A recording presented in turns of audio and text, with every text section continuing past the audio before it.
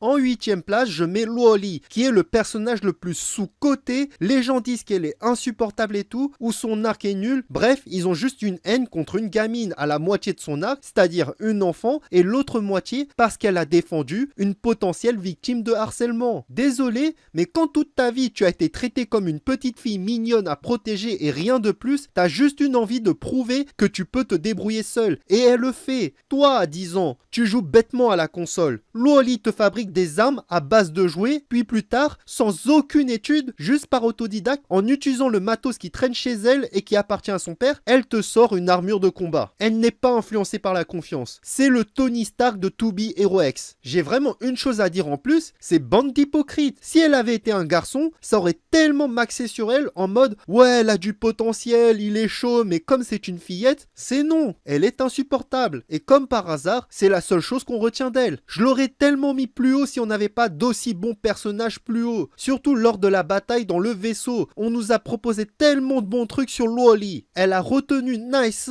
et elle l'a empêché de tuer des gens. Au final, c'est elle qui a fait en sorte que Nice échoue. Il y a vraiment un point à retenir. Que si ce chien n'était pas là, elle aurait protégé l'équipe scientifique et sa pote. En septième place, j'ai mis Lucky Xian. Je le dis de manière claire et nette, elle est l'un des personnages clés par excellence et son rôle principal sera support. Il y a trop de combattants dans To Be Hero X et le fait qu'elle soit l'un des rares supports fait d'elle une exception. On peut dire qu'elle est l'héritier spirituel du rôle du père de Johnny. Ses musiques sont géniaux et son background était clairement une pépite. Juste une fillette innocente sauvée par les autres passagers en représentant leur espoir. La double lecture qu'on pouvait avoir sur son histoire était trop bien.